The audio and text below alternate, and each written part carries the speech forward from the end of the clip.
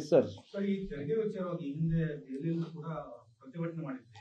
ಈಗ ಮತ್ತೆ ತಾರತಮ್ಯ ಆಗ್ತದೆ ಅಂತ ಹೇಳ್ತಿದ್ವಿ. ಮತ್ತೆ ಪ್ರತಿಭಟನೆ ಮಾಡೋದು ನೋಡಿ, ಬಹಳ ಸ್ಪಷ್ಟವಾಗಿ ಪ್ರತಿಭಟನೆ ಮಾಡೋದಂತ ಅಲ್ಲ ನಮ್ಮ ಉದ್ದೇಶ ಇರೋದು.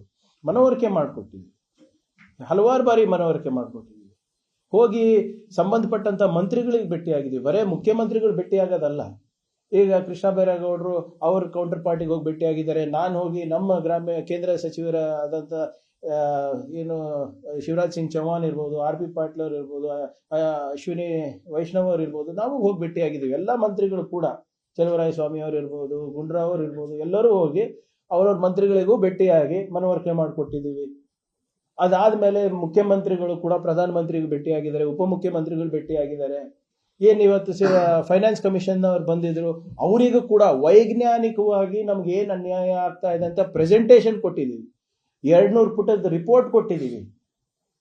ಯಾಕೆ ನಮಗೆ ತೆರಿಗೆನಲ್ಲಿ ಅನ್ಯಾಯ ಆಗ್ತಾ ಇದೆ, ಹೇಗಾಗ್ತಾ ಇದೆ, ಮತ್ತೆ ಕೇಂದ್ರ ಸರ್ಕಾರ ಏನ್ ಮಾಡಬಹುದು ಅಂತ. ಇವತ್ತು ನೀವು ನೋಡಿ, ಕರ್ನಾಟಕದಲ್ಲಿ ಬರೀ ಕನ್ನಡಿಗರಿಗೆ ಉದ್ಯೋಗ ಸೃಷ್ಟಿ ಆಗ್ತಾ ಇದೆ ಏನ್ರಿ. ಇವತ್ತು ನೋಡಿ, ನಾರ್ತ್ ಈಸ್ಟ್ ಇಂದ ಜನ ಬರ್ತಾ ಇದ್ದಾರೆ, UP ಇಂದ ಬರ್ತಾ ಇದ್ದಾರೆ, ಬಿಹಾರ್ ಇಂದ ಬರ್ತಾ ಇದ್ದಾರೆ. ಎಲ್ಲ ಬಿಜೆಪಿ ರೂಲ್ಡ್ ಸ್ಟೇಟ್ಸ್ ಇಂದ ಅಲ್ಲಿ ಎಲ್ಲ ಗೋರಕ್ಷಕರಿಗೆ, ಧರ್ಮರಕ್ಷಕರಿಗೆ ಉದ್ಯೋಗ ಕೊಡ್ತಾ ಇದ್ರೆ, ಇಲ್ಲಿ ಅವರೆಲ್ಲ ಬಂದು ಅವ್ರ ಮಕ್ಕಳೆಲ್ಲ ಇಲ್ಲಿ ಕೆಲಸ ಮಾಡ್ತಾ ಇದ್ದಾರೆ. ಅದನ್ನ ನಾವು ಬಹಳ ಏನು ನಮ್ಮ ಅರ್ಬನೈಸೇಷನ್, ಮೈಗ್ರೇಷನ್ ಎತ್ತಿ ಹಿಡಿದು ನಾವು ಕೇಳಿದ್ದೀವಿ ದುಡ್ಡು. ಇವರೆಲ್ಲ ಮಾಡಿಲ್ಲ ಅಂತ ತಾನೇ ನಾವು ಪ್ರತಿಭಟನೆ ಮಾಡಿದ್ದು. ಈ ಕಲ್ಯಾಣ ಕರ್ನಾಟಕ ಭಾಗಕ್ಕೆ ನಾವು 5,000 ಕೋಟಿ ರೂಪಾಯಿ ಕೊಡ್ತಾ ಇದ್ದೀವಿ. ಮ್ಯಾಚಿಂಗ್ ಗ್ರಾಂಟ್ ಹೆಂಗೆ ಮಹಾರಾಷ್ಟ್ರಕ್ಕೆ ಸೆಂಟ್ರಲ್ ಗವರ್ಮೆಂಟ್ ಇಂದ ಬರುತ್ತೆ, ಅಷ್ಟೇ ಮ್ಯಾಚಿಂಗ್ ಗ್ರಾಂಟ್ ನಾವು 5,000 ಕೋಟಿ ರೂಪಾಯಿ ನಮ್ಗೆ ಕೊಡಿ ಅಂತ ಕೇಳ್ತಾ ಇದ್ದೀವಿ. ನಾವು ಸುಮ್ಮನೆ ಬರೀ ಮಾತಲ್ಲ ಅಲ್ಲ, ವೈಜ್ಞಾನಿಕವಾಗಿ ಅಂಕಿಅಂಶಗಳನ್ನ ಇಟ್ಕೊಂಡು ನಾವು ಕನ್ನಡಿಗರಿಗೆ ಆಗ್ತಾ ಇರುವಂತ ಅನ್ಯಾಯದ ಬಗ್ಗೆ ಸರಿಪಡಿಸಿ ಅಂತ ನಾವು ಕೇಳ್ತಾ ಇದ್ದೀವಿ. ಅಗತ್ಯ ಇದ್ರೆ ಮತ್ತೊಮ್ಮೆ ಮನವರಿಕೆ ಮಾಡೋಕ್ಕೆ ಸಿದ್ಧರಿದ್ದೇವೆ, ಹೋರಾಟವನ್ನು ಮಾಡ್ಬೇಕಂದ್ರೆ ಅದಕ್ಕೂ ಸಿದ್ಧರಿದ್ದೇವೆ. ಆದ್ರೆ ಬಿಜೆಪಿ ನಾಯಕರು ಅವ್ರು ಏನಕ್ಕೆ ಓಟ್ ಹಾಕಿ ಕಳಿಸಿರೋದು? ನಾವು MP ಗಳು ಚಾಂದಿನಿ ಚೌಕ್ನಲ್ಲಿ ಏನು ಚಾಟ್ ತಿನ್ನಕ್ಕ ನಾವು ಕಳಿಸಿರೋದವರಿಗೆ? ಏನ್ ಮಾಡ್ತಾ ಇದ್ದಾರೆ ಅವರು?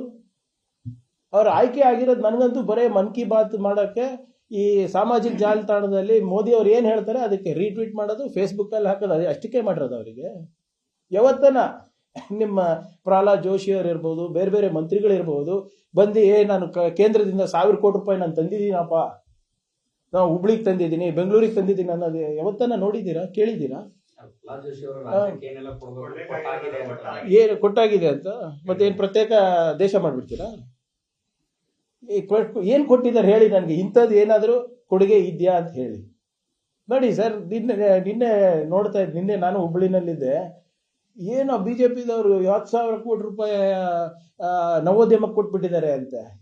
ಕಳೆದ 9 ವರ್ಷದಲ್ಲಿ 20,000 ಕೋಟಿ ರೂಪಾಯಿ ಅನುದಾನವನ್ನ ನವೋದ್ಯಮಕ್ಕೆ ಕೊಡ್ತೀನಂತ ಹೇಳದಂತ ಮೋದಿ ಅವರು ಕಳೆದ 9 ವರ್ಷದಲ್ಲಿ ಖರ್ಚು ಮಾಡಿದ್ದು 454 ಕೋಟಿ. ಕರ್ನಾಟಕ ರಾಜ್ಯ, ನಮ್ಮ ರಾಜ್ಯದಿಂದ ಖರ್ಚು ಮಾಡಿದರು ಸುಮಾರು 300 ಕೋಟಿ ರೂಪಾಯಿ. As a state I have spend 300 crores on startups. ಇವ್ರೇನ್ ಮಾಡಿದ್ದಾರೆ?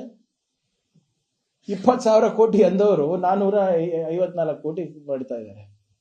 76,000 ಕೋಟಿ ರೂಪಾಯಿ ಮನ್ರೇಗಾನಲ್ಲಿ ಇದ್ದಿದ್ದು 64,000 ಕೋಟಿ ರೂಪಾಯಿಗೆ ಹೋದ ವರ್ಷ ತಂದಿಟ್ರು.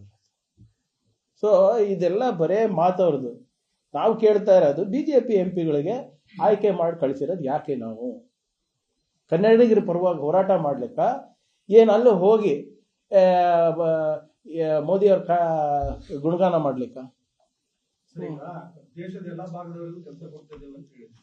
ಖಾಸಗಿ ಕಂಪನಿಗಳಲ್ಲಿ ಬಿಲ್ ಇದೆಯಲ್ಲ ಸರ್, ಕನ್ನಡಿಗರಿಗೆ ಮೀಸಲಾತಿ ಅದನ್ನ ಯಾಕೆ ತರ್ತಾ ಇಲ್ಲ? ನೋಡಿ, ನಾನು ಅದ್ರ ಬಗ್ಗೆನೂ ಬಹಳ ಸ್ಪಷ್ಟವಾಗಿ ಹೇಳ್ತಾ ಇದ್ದೀನಿ. ಈಗ 3-4 ರಾಜ್ಯಗಳು ಅದನ್ನ ಪ್ರಯತ್ನ ಮಾಡಿ ಎಲ್ಲ ಸುಪ್ರೀಂ ಕೋರ್ಟ್ ನಲ್ಲಿ ಇದೆ.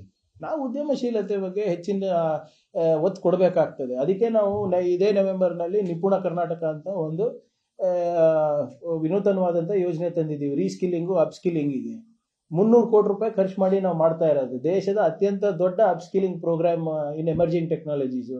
ಬರೇ ನಮ್ಮ ಯುವಕರು ಬೆಂಗಳೂರಿನಲ್ಲಿ ಯಾಕ್ರಿ ಕೆಲಸ ಮಾಡಬೇಕು? ಬಾಸ್ಟನ್ನಿಗೂ ಹೋಗಿ ಕೆಲಸ ಮಾಡಲಿ. ಹಾಸನ್ನಲ್ಲಿ ಯಾಕೆ ಮಾಡಬೇಕು? ಹ್ಯೂಸ್ಟನ್ನಿಗೂ ಹೋಗ್ಲಿ. ಅದೇ ಅಲ್ವಾ ಈ ಕಾರ್ಯಕ್ರಮ, ಸ್ಕಿಲ್ ಲೋಕಲಿ ವರ್ಕ್ ಗ್ಲೋಬಲಿ ಅಂತಾನೆ ಮಾಡ್ತಾ ಇರೋದು ಅದು.